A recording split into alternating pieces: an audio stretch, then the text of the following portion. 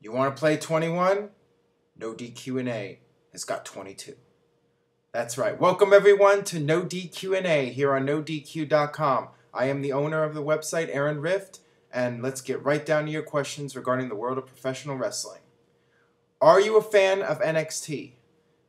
Well, first of all, I have not watched NXT since it stopped airing on television, so I have no idea if the show has changed at all in terms of the format. Basically, I was never a really big fan of the show because, for one thing, it exposed just how green some of these guys really were, and I think they're better off getting their experience, behind the scenes, in the developmental program and on house shows and so forth. So, yeah, I'm not a huge fan of that show. It was just basically filler in my book. So, okay, next question. When WCW and WWF had the Monday Night Wars, did you tune back and forth to see the action? Well, basically, my situation was that I was on the West Coast, and at least until 1998, WCW Nitro would air at 5 o'clock, so it would be the live feed of the show. And then Raw would air at 8 or 9 o'clock. I don't remember which time. I think they pushed it back like 97, somewhere around there. That was the situation, and then in 1998, for whatever reason, Nitro started airing head-to-head with Raw. So I would just have the VCR in one room and record Nitro and then watch Raw live. And by this point, WCW was starting to get pretty unbearable to watch. So I ended up choosing WWE to watch live, and then I'd watch Nitro later. So there's the answer for that one. Okay.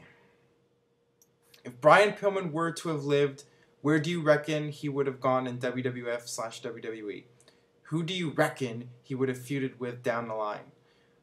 Brian Pillman, in my opinion, definitely was on his way to bigger and better things. He was a perfect fit for the Attitude Era. He was, he brought that intensity and that unpredictability that made the Attitude Era so great in the late 1990s. And I could have definitely seen Pillman having a major feud with Steve Austin in 1998. Perhaps Pillman would have been in the role Mick Foley ended up being in as Vince McMahon's, his top guy to try to take out Steve Austin. And maybe Pillman, would have done the suit and tie and all that. I think it would have been some tremendous television with Pillman. It's just a crying shame what happened to him. That's the wrestling business. It really takes a huge toll on some of these guys. And, yeah, Pillman was definitely a guy that died way too soon. He had a lot to offer to the wrestling business. And, yeah. Okay. Matt Hardy has been making WWE return teases. I think he could return because he left on good terms, but it seems more likely for WWE to want to make him return only with his brother, so the tag team division really gets going. What do you think? I do not think Matt Hardy will be returning to WWE anytime soon. There was a reason they let him go in 2010, and then TNA just let him go. Matt Hardy needs to take care of his personal issues before either WWE or TNA will consider bringing him back. So, yeah, it's not going to happen anytime soon. Hopefully, him and Jeff, get their act together and will be able to come back into the wrestling business at some point. But for now, both of them should really stay away. And I don't think WWE is going to bring either of them back because I'm sure they probably see them as a liability at this point. What are your thoughts about the tag team champions? Personally, I think it's about time Evan Bourne has some gold. I totally agree. I think Evan Bourne and Kofi Kingston are a great tag team. I loved that match on Raw. Joe Henning and I like to call him Joe Henning because I don't like that other name. Michael McGillicuddy, stupid name. And who's the other guy? David Otunga. See, I'm not even sure what the names are. That's how uneventful that whole tag team title reign has been.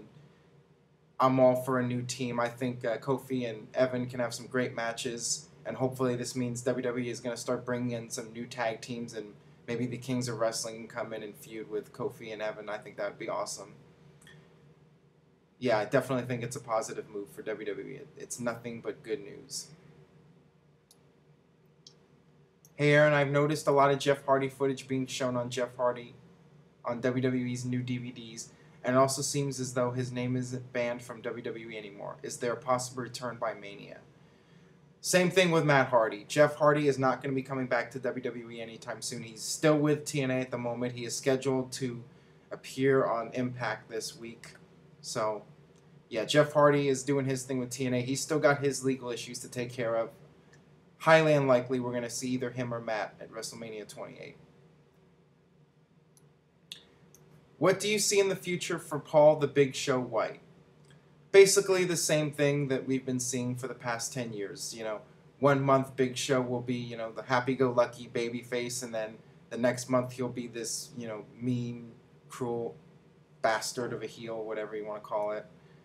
And, you know, he'll do his knockout punch. He'll be in the upper mid-card level. He's not going to be the top guy. He's not going to be the bottom guy. You know, he'll just be, you know, that big guy, the attraction, you know, the larger-than-life personality that comes out.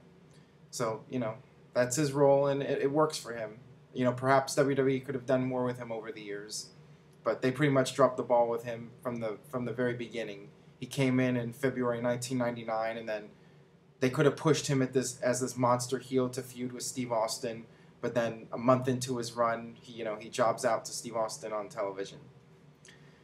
So I don't know, but you know, Paul White's always been one of my favorites, just as the whole giant persona. I think he's always done a good job, and you know, never really got the recognition that he deserves. I think some fans, you know, consider him to be overrated. I think he works really hard, and he deserves to be recognized as one of the top big men in the business. So there you go.